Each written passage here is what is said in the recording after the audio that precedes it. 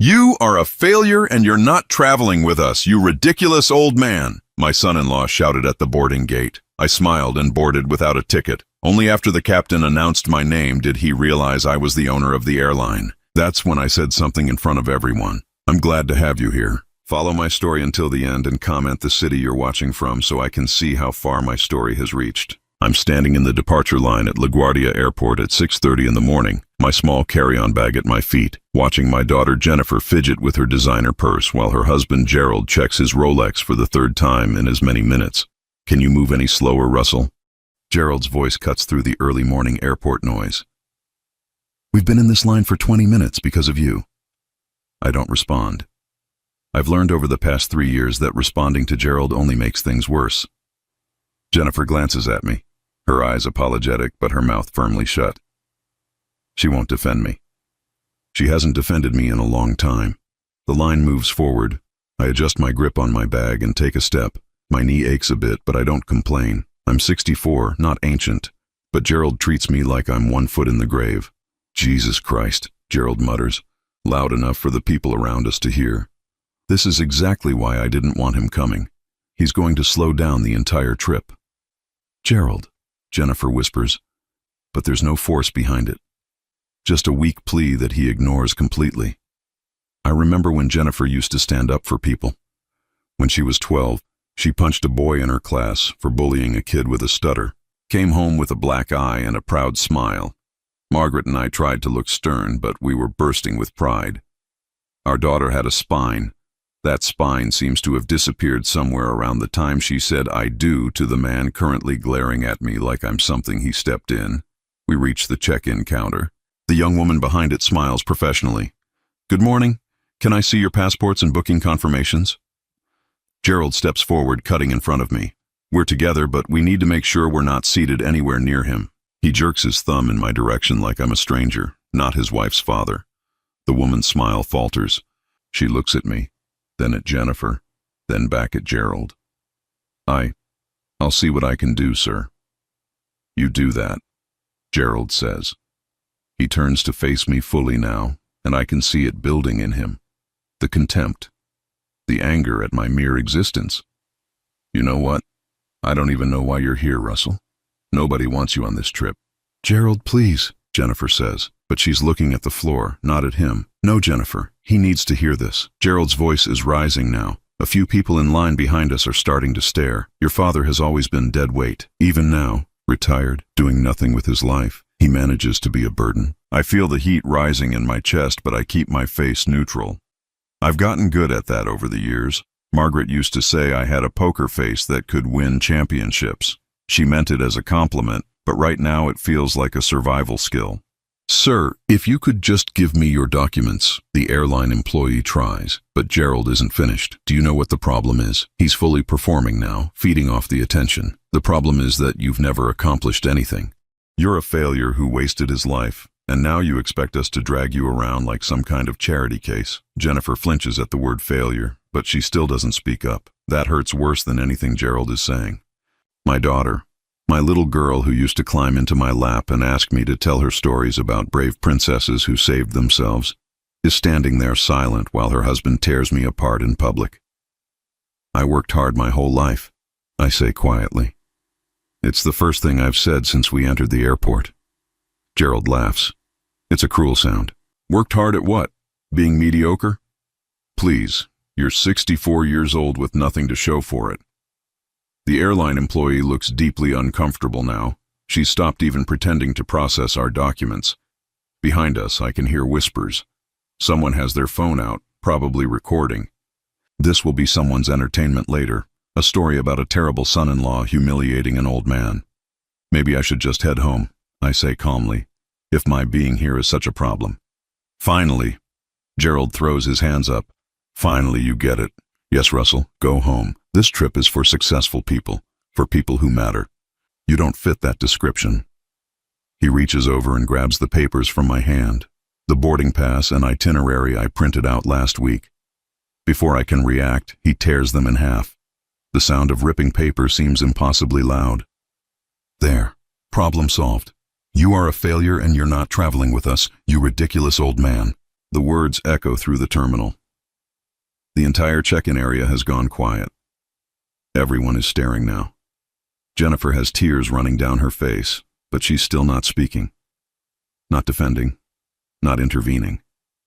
Just standing there, crying silently, while her husband destroys what's left of my dignity. I look at my daughter for a long moment. I want her to say something. Anything. I want her to be the girl who punched a bully for someone else's sake.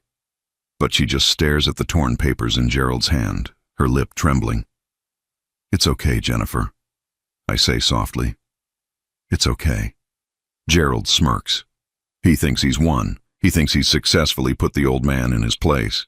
I reach down and pick up my bag. "You two enjoy your trip," I say. My voice is steady, calm. I even manage a small smile. "I'll figure things out on my own." Finally showing some sense, Gerald says. He's already turning back to the counter, dismissing me completely. "Now we can actually have a pleasant vacation." Jennifer opens her mouth. "Dad," she starts, but her voice is so quiet it barely registers. "It's fine, sweetheart," I tell her, and I turn and walk away. I don't look back. I can hear Gerald already chatting with the airline employee, his voice jovial now that he's gotten rid of the inconvenience. I can hear Jennifer's small, choked sounds that might be sobs or might be her trying to find her voice. I keep walking, past the check-in counters, past the security lines. I walk until I reach a different corridor, one that most passengers never see. The sign above it reads, "Executive Access, Morrison Airlines personnel only." The security guard at the entrance straightens up when he sees me. "Mr. Morrison." "Good morning, sir. Are you checking in for the Caribbean flight?" "I am, Marcus," I say, and my smile is genuine now. "How's your daughter doing? She start college yet?" "She did, sir. Thanks to that scholarship fund you set up. We can't thank you enough." "No need for thanks. Bright kids deserve chances." I show him my actual boarding pass, the one I've had in my inside pocket this whole time, the one that shows my seat in first class, the one that Gerald never saw. Marcus scans it and waves me through. "Have a wonderful flight, Mr. Morrison. I'll make sure the captain knows you're aboard."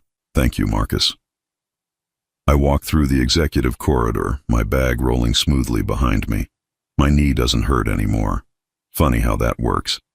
Behind me, somewhere in the regular terminal, Gerald is probably celebrating his victory. Jennifer is probably trying to convince herself that what just happened was somehow okay, somehow justified. They have no idea that in about 2 hours, they're going to learn exactly who Russell Morrison really is. And I can't help but smile at the thought. I settle into seat 2A in first class, and the familiar comfort of the leather seat brings back a flood of memories. This isn't just any airline, this is mine. Well, mostly mine. I still own 51% of Morrison Airlines, though I stepped back from daily operations 5 years ago after Margaret died. Margaret. God, I miss her. The flight attendant approaches with a warm smile. "Mr. Morrison, welcome aboard. Can I get you anything before we take off?" "Just water, thank you, Linda." I know most of the senior crew by name. I hired many of them myself, back when we were just starting out. Linda was one of our first flight attendants almost 35 years ago. She's a grandmother now, close to retirement, but she still loves flying. She brings my water and squeezes my shoulder gently. "It's good to see you back in the air, sir. Good to be here." As she walks away, I close my eyes and let myself drift back to when this all started. It was 1989. I was 29 years old, married to Margaret for 2 years, and we were completely broke. But we had a dream. A crazy, impossible dream about starting our own airline. Everyone told us we were insane. My father said I was throwing my life away. Margaret's mother cried and begged her to talk sense into me. But Margaret believed in me. She always believed in me. We scraped together every penny we had. I took out loans that terrified me. We bought one used plane, a 20-seat regional aircraft that needed more repairs than I could count. I learned to fix it myself because we couldn't afford mechanics. I slept in the hangar more nights than I slept in our bed. Margaret worked 3 jobs.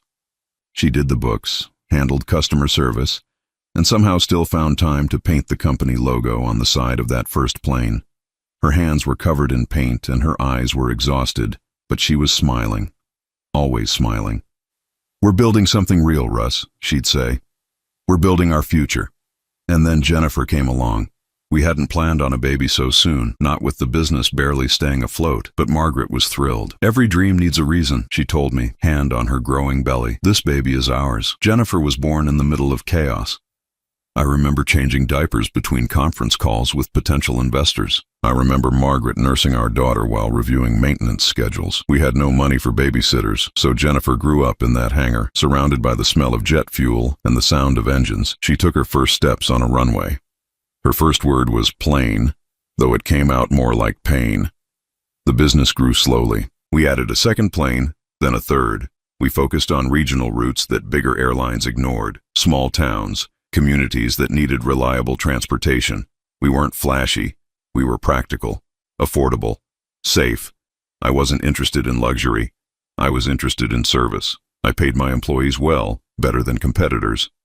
I made sure every plane was maintained beyond regulation standards. I knew every pilot by name, knew their families, their stories. By the time Jennifer was 10, we had a fleet of 27 planes. By the time she was 15, we were one of the most respected regional airlines in the country. We'd expanded to the Caribbean, to South America. But I never changed. I still wore off-the-rack suits, still drove a 10-year-old Toyota. Margaret and I lived in the same modest house we'd bought when we were newlyweds. The money went back into the business, into our employees, into safety. Jennifer understood that. She was proud of what we built. She'd bring her friends to the hangar, show them around like she owned the place, which in a way, she would someday. "This is all for you," I told her once, when she was 16. "Everything your mom and I built, it's for you." She hugged me tight. "I know, Dad, and I'm going to make you proud." She did make me proud. Straight A's in school. Scholarship to a good college. She was going to study business, help run the company. Margaret and I would lie in bed at night, making plans. Jennifer would take over operations. We'd finally travel, see the world beyond airports and runways. Then Margaret got sick. It was fast, too fast. Pancreatic cancer, 3 months from diagnosis to funeral. I watched the love of my life fade away, and there was nothing I could do. All the money in the world, all the success, meant nothing when I couldn't save her. Jennifer came home from college. She was 21, about to graduate, and suddenly she was helping me plan her mother's funeral. We cried together. We held each other. We promised we'd get through it together. For a while we did. Jennifer graduated. She moved back home. She started learning the business, just like we'd always planned. It was hard without Margaret, but we had each other. Then, 2 years ago, Jennifer met Gerald. I knew something was wrong from the start. The way he talked about money, about success, about making it big. The way he looked at our house and barely hid his disappointment that it wasn't a mansion. The way he talked about old ways of doing business when I mentioned prioritizing employee welfare. I tried to talk to Jennifer about it, gently, carefully. "Are you sure about this guy, sweetheart? He seems very focused on material things." She got defensive immediately. "Dad, you just don't understand him. He's ambitious. He has plans. But what are his plans? What does he actually do? He's in finance." That's all she would say. Vague, no details. I asked around, quietly. Gerald worked at a hedge fund, but his record was spotty. He'd been let go from 2 previous positions. He had debts, gambling debts, from what I could find out. I tried to tell Jennifer. That was my biggest mistake. "You're trying to control me," she shouted. "Just like you always do. You can't stand that I'm an adult making my own choices." "That's not true, Jennifer. I just want you to be careful. You want me to be alone. You can't handle that I found someone who isn't grieving all the time like you are." That cut deep. The implication that I was dragging her down with my grief, that I was using her to replace Margaret. Gerald was there, of course, for that conversation. He'd been staying over more and more. After Jennifer yelled at me, he put his arm around her shoulders and said, so gently, so concerned, "It's okay, babe. Your dad just doesn't want to lose you. It's natural. He's scared of being alone." Making me the problem. Making my concern about her welfare into something pathological. Jennifer started pulling away after that. She moved in with Gerald within a month. The wedding happened 6 months later. Fast. Too fast. I went to the wedding. I smiled. I gave a toast about how proud Margaret would be. I danced with my daughter, and I felt something die inside me, because I could see the future clearly. I could see Gerald slowly poisoning her against me, making me the villain in their story. And I was right. The calls became less frequent. The visits stopped. When I did see Jennifer, Gerald was always there, and she'd parrot his opinions. "You're too old-fashioned, Dad. You don't understand modern business. You're stuck in the past." A year ago, I stopped by their apartment unannounced. Just wanted to see my daughter. Gerald answered the door and didn't invite me in. Russell, you can't just show up like this. Jennifer's busy. I'm her father. I just want to see her. And you will. When we have time, we'll call you. They didn't call. 6 months ago, I tried one more time, invited them to dinner, expensive restaurant, Gerald's choice. I thought maybe if I met him on his terms, we could find some common ground. Gerald spent the entire meal talking about himself, his investments, his plans, his vision for the future. Jennifer just nodded along, barely eating. When the check came, Gerald didn't even reach for it, just assumed I'd pay, which I did. Then, as we were leaving, I heard him say to Jennifer, "See, your dad's not completely useless. At least he can foot the bill." Jennifer laughed. Not a real laugh, but a performance, agreeing with her husband at her father's expense. That's when I knew. I'd lost her, not to time or distance or the natural progression of life. I'd lost her to a man who saw her as a means to an end and saw me as an obstacle to remove. The seatbelt sign dings, pulling me back to the present. I open my eyes. Through the first-class cabin door, I can see economy boarding. Gerald and Jennifer will be boarding soon. Linda stops by again. "Mr. Morrison, the captain wanted me to tell you that we're about to make a special announcement once everyone is seated. Company tradition when you're on board." I nod. "Thank you, Linda." She hesitates. "Sir, if you don't mind me saying, you seem sad today. Is everything all right?" I manage a smile. "Just old memories, Linda. They have a way of sneaking up on you." She pats my hand and moves on to attend to other passengers. I look out the window at the tarmac, at the planes with Morrison Airlines painted on their sides. Planes I fought for, bled for, built from nothing.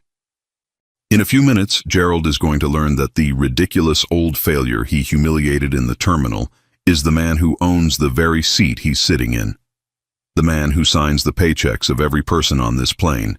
The man who built an empire while Gerald was still learning to spell.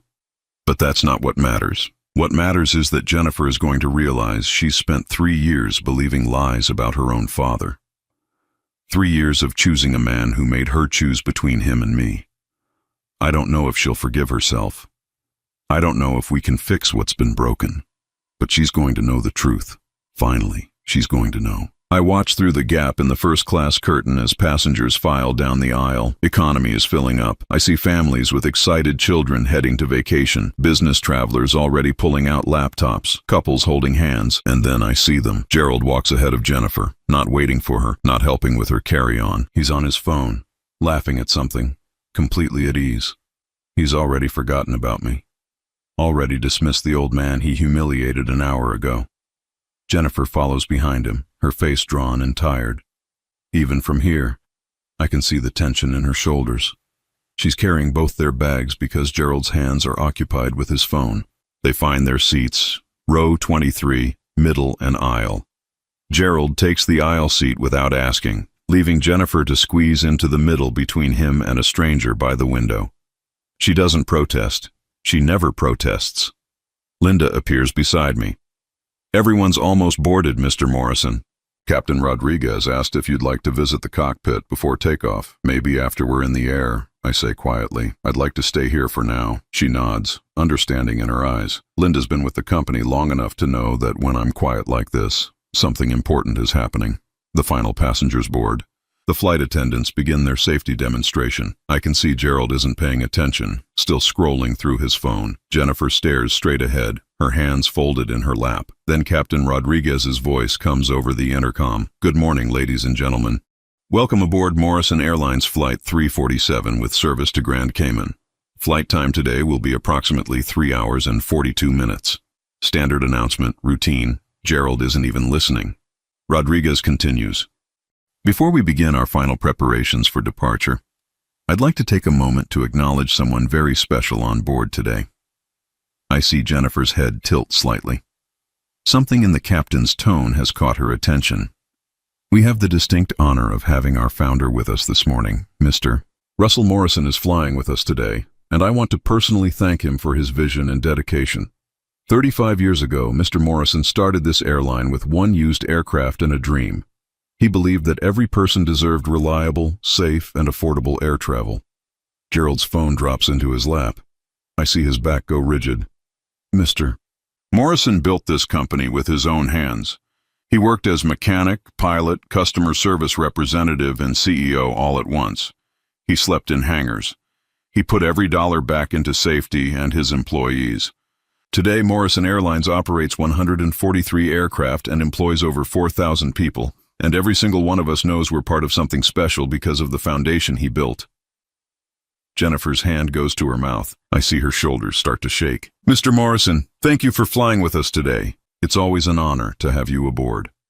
Ladies and gentlemen, if you'd like to acknowledge the man who made this journey possible, he's in seat 2A. The cabin erupts in applause. Passengers crane their necks to see. Some stand up. I raise my hand in a small wave, acknowledging them, but my eyes are locked on row 23. Gerald has gone completely white. His mouth is opening and closing, but no sound comes out. The phone has slipped from his fingers onto the floor. Jennifer has turned in her seat. She's staring directly at me now, and even from this distance, I can see the tears streaming down her face. Her expression is pure devastation, not shock, not surprise, devastation. Because she's realizing what she's done, what she's believed, what she's lost. The applause dies down. The cabin settles. The flight attendants prepare for departure. But the energy has fundamentally shifted. I see Gerald lean toward Jennifer, trying to say something, but she jerks away from him. It's a small movement, but significant. The first time I've seen her physically recoil from him. We taxi to the runway. The engines roar to life. The plane accelerates and lifts off, and New York drops away beneath us. Once we reach cruising altitude and the seatbelt sign turns off, I see movement in economy. Jennifer stands up. Gerald grabs her arm, trying to pull her back down, but she shakes him off. She's walking up the aisle toward first class. Linda intercepts her at the curtain. I can't hear the conversation, but I can see Linda's gentle expression, the way she's explaining that Jennifer can't just come into first class. Jennifer says something. Linda glances back at me. I nod. Linda steps aside, and Jennifer walks through the curtain into first class. She looks lost, completely and utterly lost. Her makeup is smeared from crying. Her hands are trembling. She stops a few feet from my seat. Dad. It's just one word, but it contains everything. Apology, regret, pain, recognition. I look at her for a long moment. My daughter. My little girl who used to sit in my lap and ask me to tell her stories, who believed in dragons and heroes and happy endings. Jennifer. My voice is steady, but inside I'm breaking all over again. I didn't know. Her voice cracks. I didn't know you were. I thought you were. A failure? I supply the word Gerald used. A ridiculous old man? Dead weight? She flinches like I've struck her. He told me. He said you'd wasted your life, that you'd sold the company years ago and blown through the money, that you were living off some small pension and too proud to admit it. I let that sink in. And you believed him. She starts to defend herself, then stops, because there's no defense. Yes, I believed him. Why? The question isn't angry. It's genuinely curious. Why would you believe a man you've known for 3 years over your own father? Jennifer's face crumples. Because it was easier. Because if you were a failure, if you were difficult and controlling like he said, then I didn't have to feel guilty about leaving you alone, about not calling, about forgetting your birthday last year. There it is, the truth, raw and painful. You forgot my birthday, I say softly. It's not a question. I knew she'd forgotten. I spent that day alone in the house I shared with Margaret, looking at old photos, waiting for a call that never came. I'm so sorry. Jennifer is sobbing now, barely able to get the words out. Daddy, I'm so sorry. I'm so sorry. She hasn't called me Daddy in years, not since before Margaret died. The word hits me harder than I expected, but I don't comfort her. Not yet, because she needs to understand the full weight of what happened. Do you know what the worst part was? I ask. My voice is quiet, but it carries. It wasn't the insults. It wasn't being called a failure in front of strangers. It was watching you stand there and say nothing, watching you choose his comfort over my dignity. Jennifer's knees buckle slightly. She grabs the back of a seat to steady herself. I know, and I hate myself for it. I stood there like a coward and let him destroy you, and I did nothing. You did worse than nothing, I correct gently. You validated him with your silence. You told him, and you told me, that he was right, that I didn't matter enough to defend. That's not true! She's almost shouting now. You matter! You've always mattered. Then where have you been, Jennifer? I'm not shouting. I'm not even raising my voice, but the question cuts deep. Where have you been for 3 years? Not returning calls, canceling plans, making excuses. Where have you been while I ate dinner alone every night in a house that's too big and too quiet since your mother died? She has no answer. There is no answer that makes it okay. I was drowning, she finally whispers. After Mom died, I was drowning and Gerald threw me a rope. He made me feel like I could breathe again. He made me feel like I wasn't broken. So you let him convince you that I was the one who was broken instead. Jennifer nods miserably. Yes. We sit in that truth for a moment. The plane hums around us. Other first-class passengers are pointedly not looking at us, giving us privacy in this very public space. Did you ever ask yourself why I never told you about the company? I ask. Why I never mentioned still being involved? Jennifer shakes her head. Because you stopped asking about my life. 2 years ago, you stopped asking me how I was, what I was doing, if I needed anything. Every conversation became about you and Gerald, your plans, your problems, your life. And I let it happen because I thought you needed space to build your own life. I thought I was being a good father by not imposing. You were being a good father, Jennifer insists. You've always been a good father. Then why wasn't that enough? The question comes out more raw than I intended. Why did you need him to tell you who I was? Why did his opinion matter more than 34 years of me showing you? Jennifer opens her mouth, closes it, opens it again. Finally, she says the truest thing she said this whole conversation. I don't know. God help me, Dad. I don't know. I lean back in my seat, suddenly exhausted. Your mother used to say that the people we love most are the ones who can hurt us deepest. She was right. But she also said they're the only ones who can heal us. I don't know if that's true anymore. Please, Jennifer begs, please tell me we can fix this. Tell me I haven't destroyed everything. I look at my daughter. Really look at her. She's 31 years old, but right now she looks about 12, scared and small and desperately wanting her father to make everything okay.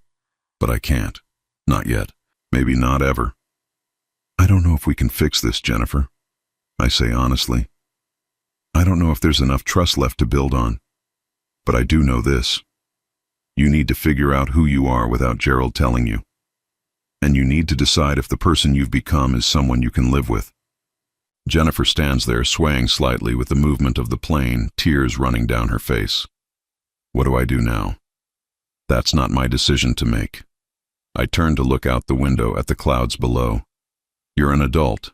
You make your own choices. You've made that abundantly clear. She waits for more, but I have nothing else to give right now. After a long moment, she turns and walks back toward economy. Back toward Gerald, who's undoubtedly waiting with explanations and excuses.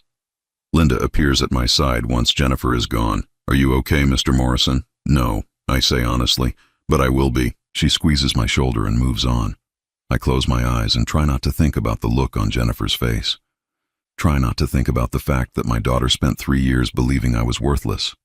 Try not to think about all the damage that's been done. But I can't stop thinking about what comes next. Because Gerald knows now. Gerald knows he's been caught, and desperate men do desperate things. This flight is only 3 hours and 42 minutes long, but I have a feeling it's going to be the longest flight of my life. 20 minutes pass. I try to read the book I brought, but the words blur on the page.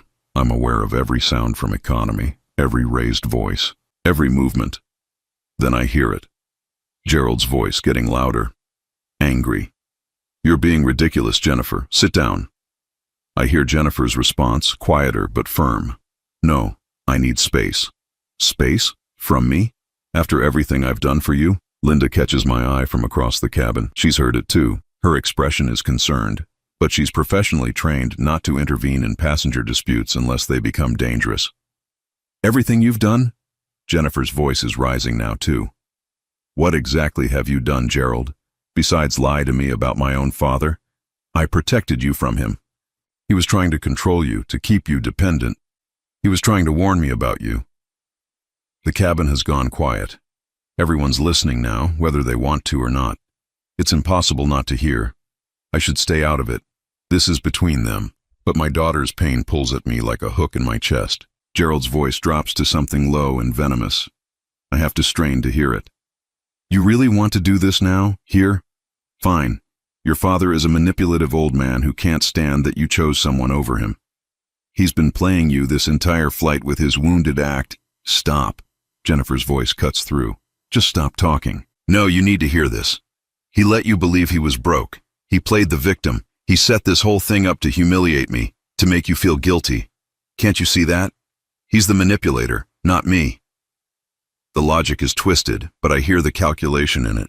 Gerald's trying to flip the script, make me the villain again. It might have worked a week ago, but not after what happened in the terminal, not after the captain's announcement. You tore up his boarding pass, Jennifer says. Each word sounds like it costs her something. You screamed at him in front of everyone. You called him a failure, a burden, ridiculous. I stood there and watched you do it, and I said nothing.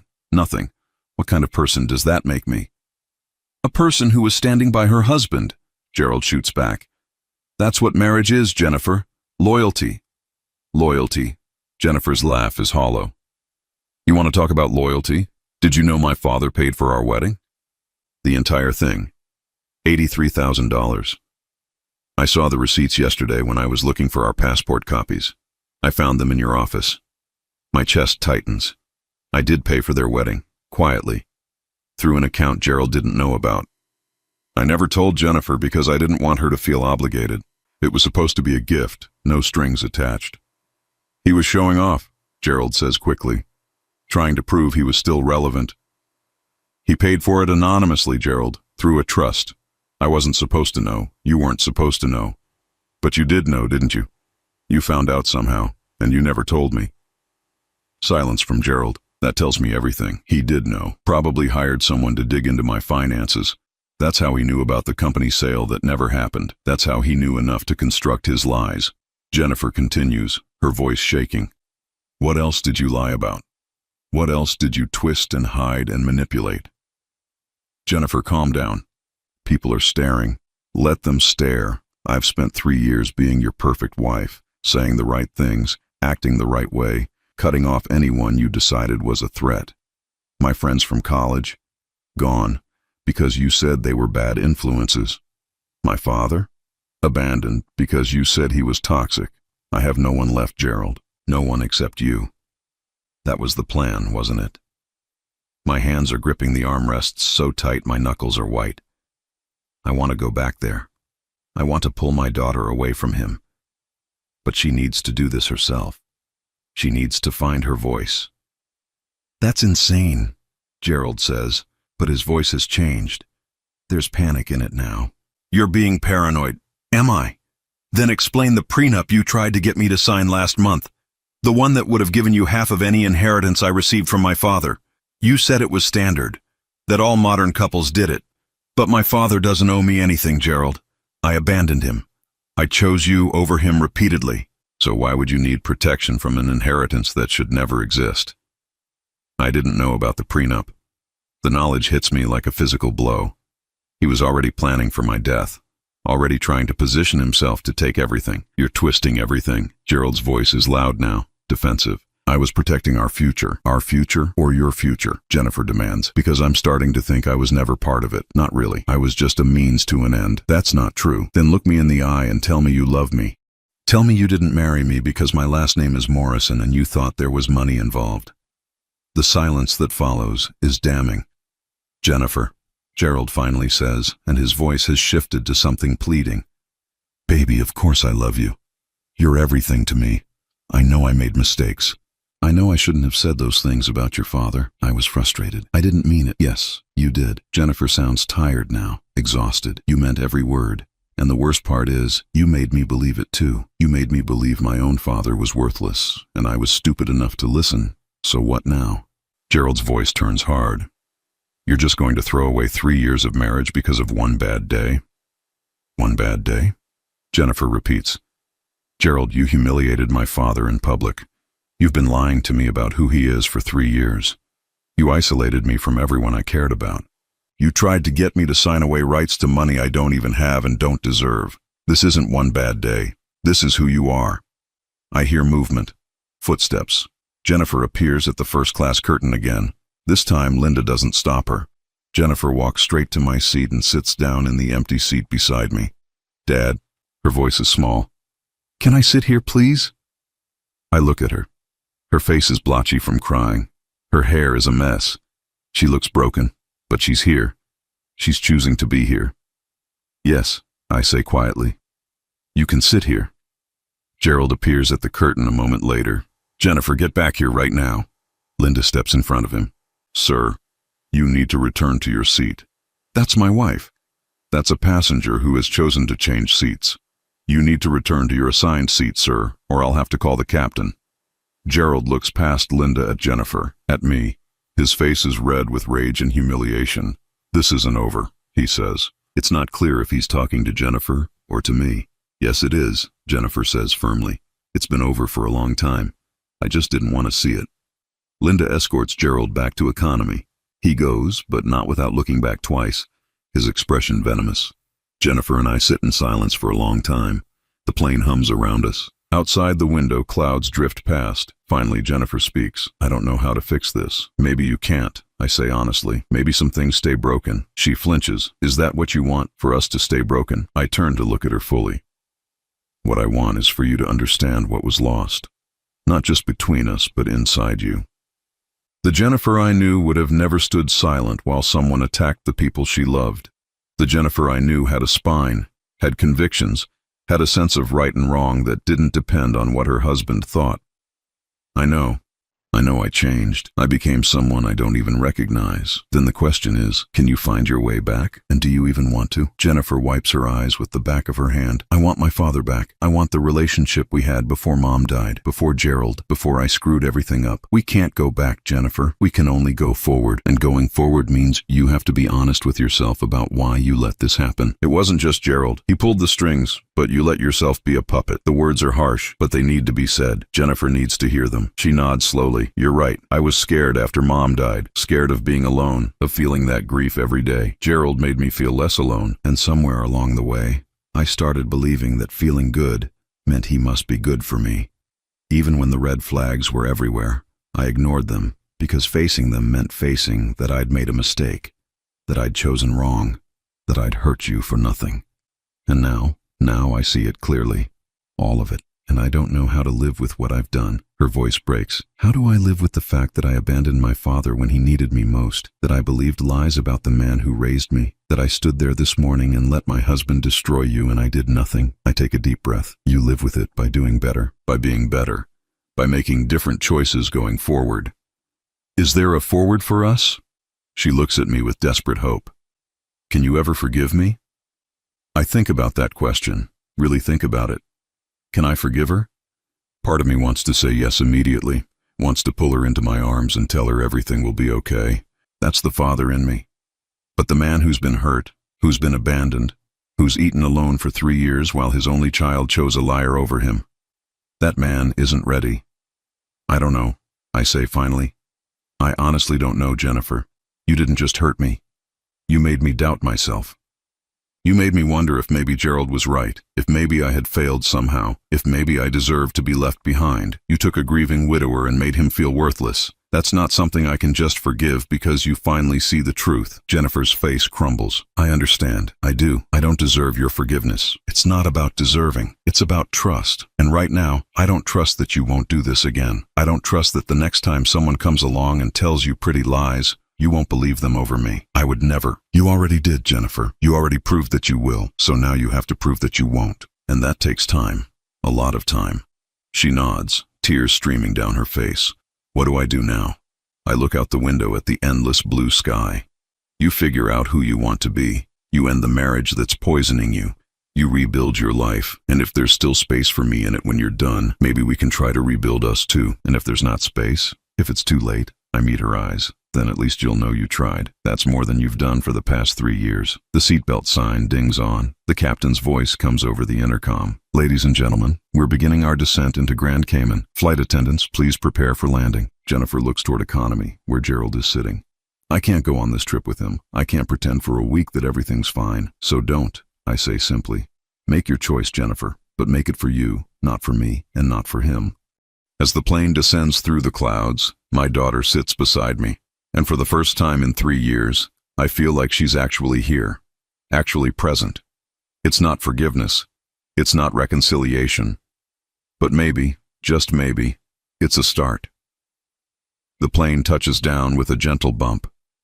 Grand Cayman spreads out below us, turquoise water and white sand beaches. It should be beautiful. It should be the start of a vacation. Instead, it feels like the end of something. Jennifer hasn't moved from the seat beside me. She's staring at her hands, twisting her wedding ring around and around her finger. I notice how thin she's gotten. When did that happen? When did my daughter become this fragile version of herself? I don't have anywhere to go, she says quietly as the plane taxis to the gate. The resort reservation is under Gerald's name. All our cards are joint. I don't even have my own credit card anymore. He said it was easier to manage finances together. Another red flag she missed. Another way he kept control. I have a villa here, I tell her. Private. Quiet. You can stay there if you want. She looks up at me, surprise in her eyes. You have a villa here? Your mother and I bought it 20 years ago. We always planned to retire here eventually, spend our winters in the warmth. I look out at the island. After she died, I couldn't bring myself to sell it. I come down a few times a year, just to feel close to her. Jennifer's face crumples. I didn't know anything about your life anymore. No, I agree. You didn't. The plane comes to a complete stop. Around us, passengers begin gathering their belongings, eager to start their vacations. Jennifer and I remain seated. The offer stands, I say. The villa has 3 bedrooms. You can have your own space. Time to think. Time to figure out what comes next. And you? She asks. Where will you be? I'll be there too. But Jennifer, understand something. This isn't me swooping in to fix everything. This isn't me making it all better. You're going to have to sit with what you've done. You're going to have to feel it. And I'm not going to comfort you through that. I'm not your therapist or your priest. I'm your father, and right now I'm a father who's been deeply hurt by his daughter. She nods slowly. I understand, and thank you for the offer, for not just leaving me here to figure it out alone. I'm not doing it for you, I say, and I need her to understand this. I'm doing it because your mother would never forgive me if I left you stranded, no matter what you've done. This is for her, not you. The words are harsh, but they're true. Jennifer needs to understand that my kindness right now isn't forgiveness. It's just decency. We wait until most of the passengers have deplaned. Then Jennifer stands, takes a deep breath, and walks back toward economy to get her luggage. I follow at a distance. Gerald is waiting in the aisle, his face a storm of emotions, anger, humiliation, calculation. When he sees Jennifer, his expression shifts to something softer, more manipulative. Jennifer, baby, we need to talk about this. Really talk. Not here, not with everyone watching. Let's go to the resort, have a drink, calm down. I'm not going to the resort, Jennifer says. Her voice is steadier than I expected. I'm not going anywhere with you. Gerald's eyes flick to me, standing a few feet behind her. His jaw tightens. This is his doing. He's poisoning you against me. No, Gerald, you did that yourself, years ago. I just couldn't see it. Jennifer, please, I love you. We can work through this. Do you? She asks. Do you really love me? Or do you love what you thought I could give you? Gerald's face darkens. The mask is slipping again. I've given you 3 years of my life. I've supported you, been patient with your grief, dealt with your moods. My moods? Jennifer's laugh is sharp. You mean my depression? The depression you told me was all in my head? The therapy you said I didn't need because I should just think positive. I didn't know Jennifer had been depressed. The knowledge hits me hard. My daughter was suffering, and I wasn't there. But then, she didn't let me be there. She chose to suffer alone rather than reach out to her father. You're twisting everything, Gerald says. His voice is rising. Other passengers still gathering luggage are starting to stare. I've been nothing but good to you. You've been nothing but good to yourself, Jennifer corrects. I was just convenient, a means to an end, and the end was my father's money. Gerald's expression turns ugly. You know what? Fine. You want to throw away our marriage over one mistake? Over some words I said when I was stressed? Fine. But you're going to regret this, Jennifer. You're going to realize what you had and what you lost, and I'm not going to take you back. I'm counting on it, Jennifer says quietly. She reaches up to the overhead bin and pulls down her bag. Gerald doesn't help. He just stands there, seething. We're done, Gerald. When we get back to New York, I want you out of the apartment. I'll have a lawyer contact you about the divorce. The apartment is in my name too, Gerald snaps. Actually, it's in my name, Jennifer corrects.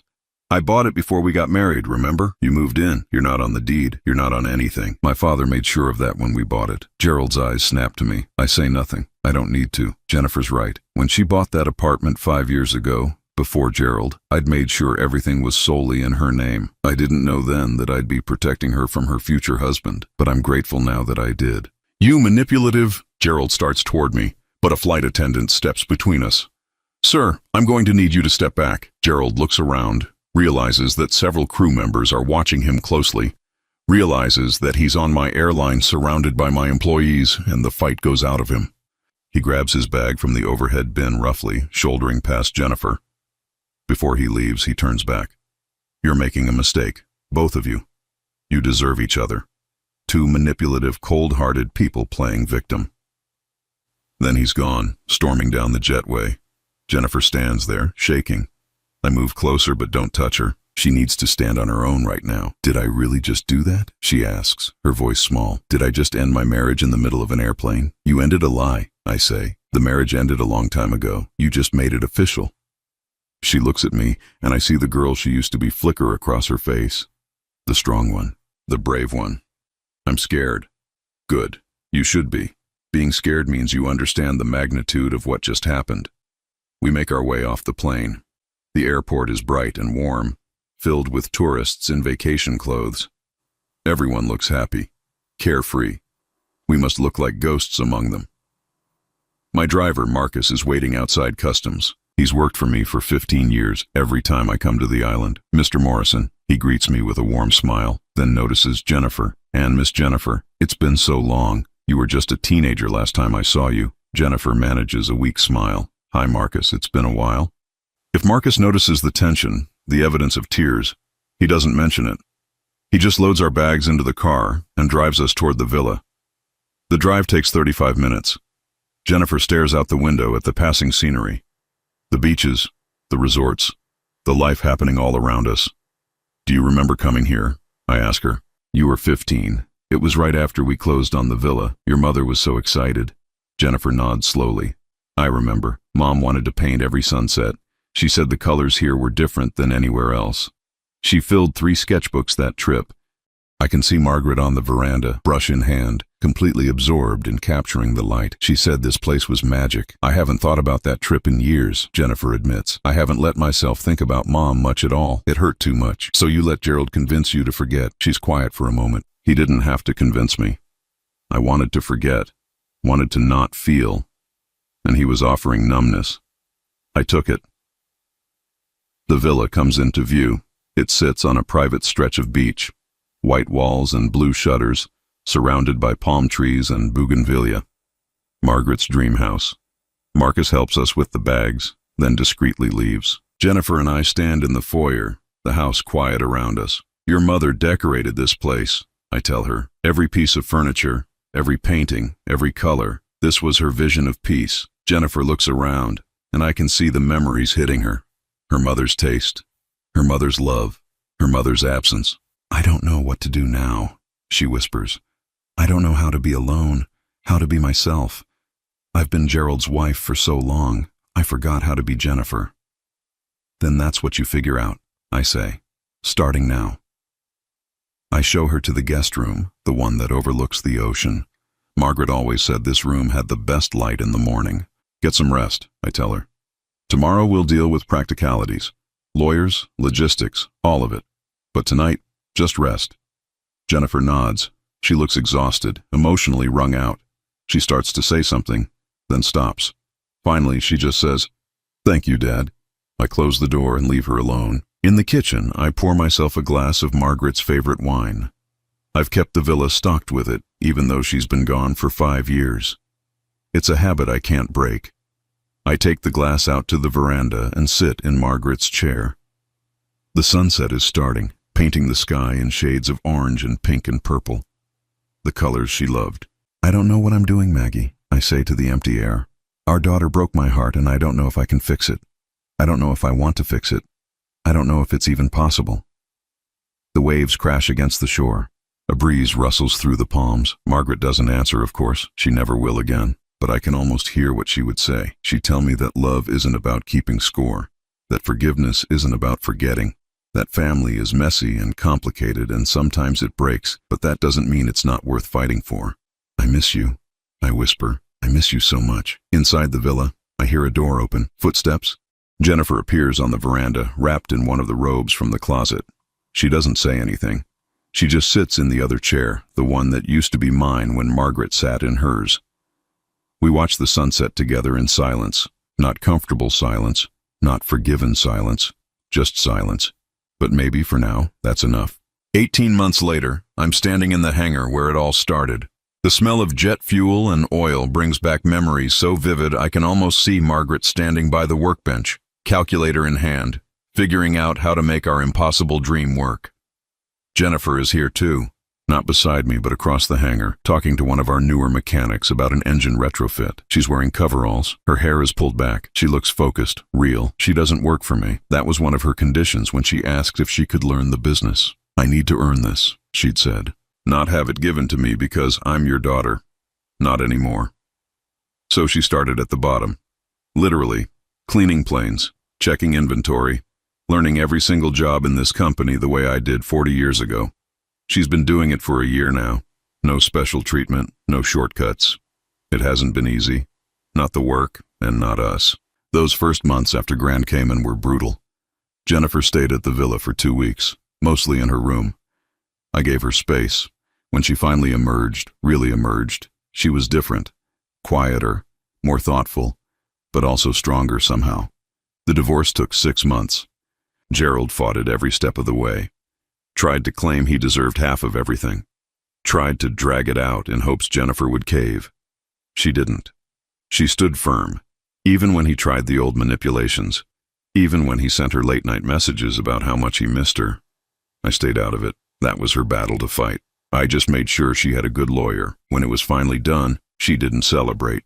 She just came to my house, sat at the kitchen table and said, I need to figure out who I am now. So figure it out, I'd told her. And she did. Therapy, 3 times a week. Reconnecting with old friends she'd lost touch with. Taking time to be alone without running from it. And eventually, asking if she could learn about Morrison Airlines. Really learn, from the ground up. The mechanic Jennifer's talking to laughs at something she said. She's good with people. Always has been. That came from Margaret. The stubbornness, the determination, that came from me. I watch her for a moment longer, then turn back to the paperwork on my desk. Budget reports, maintenance schedules, the same work I've been doing for 35 years. Dad? Jennifer's voice pulls me from the numbers. She's standing in the doorway of my office, wiping grease from her hands. You have a minute? Sure. I gesture to the chair across from me. What's up? She sits, nervous energy radiating off her. I've been thinking about something. A lot, actually, and I wanted to run it by you. Okay.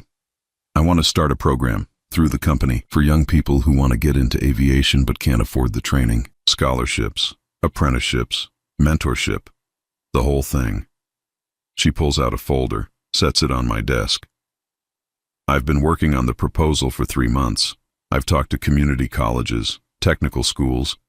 I've even got some commitments from other airlines to participate. I open the folder. Inside is a detailed plan. Budgets, timelines, partnership proposals. It's thorough, professional, good. This is ambitious, I say. I know, but it's needed. I've been talking to the younger crew members, the ones who struggled to get here. There are so many kids out there with potential who never get a chance because they don't have the money or the connections. I want to change that. I look at my daughter, really look at her. This isn't the woman who stood silent while her husband destroyed me. This isn't the girl who forgot her father's birthday. This is someone new, someone who's earned her place here through sweat and determination, someone who's thinking beyond herself. What do you want from me? I ask. Honestly, your blessing.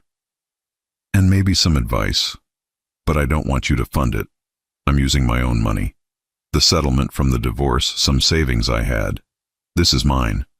I need it to be mine. I nod slowly. What are you going to call it? She hesitates, then says quietly, the Margaret Morrison Foundation, if that's okay with you. Something in my chest tightens. Margaret would have loved this. She always believed in giving people chances, in seeing potential where others saw obstacles. She would be proud of you, I say, and my voice is rougher than I intended. Jennifer's eyes fill with tears, but she blinks them back. I hope so. I have a lot to make up for. This isn't about making up for anything, Jennifer. This is about who you're choosing to be now. Can it be both? I consider that. Maybe it can. We sit in comfortable silence for a moment. Not the loaded silence of that first sunset in Grand Cayman. Not the painful silence of the months that followed. This is different. Easier. Earned. There's something else, Jennifer says. Something I need to say, and I need you to really hear it. I set down my pen, give her my full attention. I'm not asking for forgiveness, she begins. I know I don't deserve it. I know that what I did, the years I wasted, the pain I caused, that doesn't just go away because I'm trying to do better now, but I need you to know that I see it. I see what I did to you, what I let Gerald do to us, and I'm going to spend the rest of my life being someone worthy of being your daughter. Jennifer, please, let me finish. She takes a shaky breath. I used to think love meant never having to say you were wrong, that family meant automatic forgiveness. But I know now that's not true. Love means being accountable. Family means showing up consistently, even when it's hard, especially when it's hard. And I haven't done that, but I'm doing it now, and I'll keep doing it, whether you ever fully trust me again or not. I'm quiet for a long moment, letting her words settle. She's right. Trust isn't automatic. It's earned. And while she's been working to earn it back, I have to admit, she's shown up. Every day. No excuses. No shortcuts. I appreciate you saying that. I finally respond. And for what it's worth, you're doing the work. I see it. But she knows there's more. But I'm not there yet. I'm closer than I was. But there are still moments when I remember you standing in that airport silent, and it hurts all over again. That's not your fault. That's just the reality of what happened. Some wounds take longer to heal. Jennifer nods, wiping at her eyes. I understand, and I'll wait. However long it takes. My phone buzzes. A text from Linda, my longtime flight attendant. She's asking about a crew scheduling issue. I handle it quickly, then look back at Jennifer. Your foundation proposal is solid, I tell her. You've clearly put in the work. I think you should do it. Her face lights up. Really? Really. And if you want advice or connections, I'm here. But this is your project, your vision. You should be the one to see it through. She stands, gathering her folder.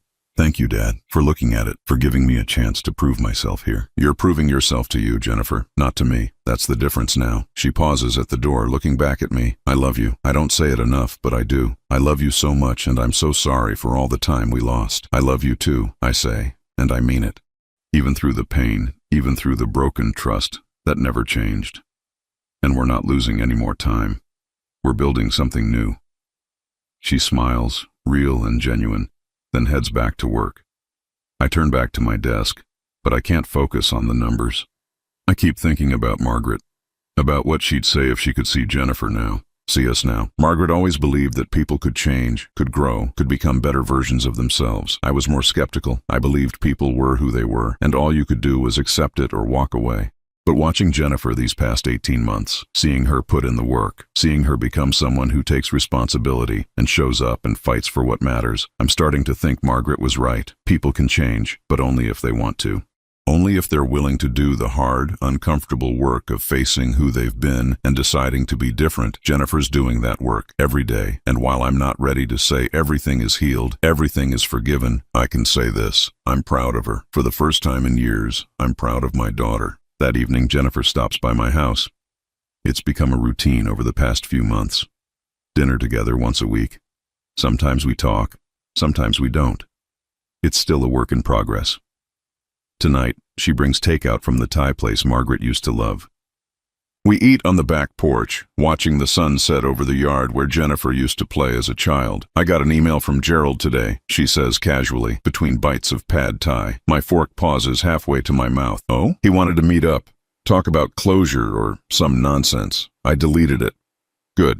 I'm not angry at him anymore, she continues. I was for a long time, furious, but now I just feel nothing. He was a lesson I needed to learn, I guess. A painful one, but necessary. What lesson was that? She thinks about it, that I can't hide from pain by pretending it doesn't exist. That the people who really love you won't ask you to choose between them and yourself. That I'm stronger than I thought I was. You are stronger, I agree. Much stronger than you used to be. We finish eating in comfortable silence. Jennifer helps me clean up, then makes tea the way Margaret used to, strong and sweet. We take our mugs back to the porch. The sky is deep purple now, stars beginning to appear. Dad? Jennifer's voice is soft. Can I ask you something? Sure. Do you think you'll ever fully forgive me? Or is this as close as we get? I don't answer right away. I owe her honesty, even if it's hard to hear. I don't know, I finally say. I think about it a lot. Some days I feel like we're almost back to something good. Other days the hurt feels fresh. But here's what I do know. I'm not giving up on us. I'm not walking away. I'm here, showing up, same as you. And maybe that's what matters most. Jennifer nods, tears sliding down her cheeks. That's enough. That's more than enough. We sit together as the last light fades from the sky. It's not a perfect ending. We're not completely healed. The scars remain, probably always will, but we're here, together, fighting for something worth saving. And in the quiet of this moment, with my daughter beside me and the memory of Margaret in every corner of this house, I feel something I haven't felt in years. Peace. Not the kind that comes from forgetting or pretending. The kind that comes from surviving something terrible and choosing, actively choosing, to build something better in its place. It's earned peace. Hard-won peace. The only kind that lasts. I miss Mom, Jennifer whispers. Me too, I say. Every single day. Do you think she'd forgive me? For what I did? I look at my daughter, at the woman she's becoming. I think she'd say the same thing I'm saying. That forgiveness isn't the point. Growth is, and you're growing, Jennifer. Every day you're becoming more of who you were meant to be. She leans her head on my shoulder, just like she used to when she was small. I don't pull away. We sit like that as the stars come out, as the night settles around us. Tomorrow, we'll both go back to work. We'll keep building our separate lives, keep working on this fragile, healing thing between us. But tonight, this moment, this quiet peace, is enough. More than enough. It's everything.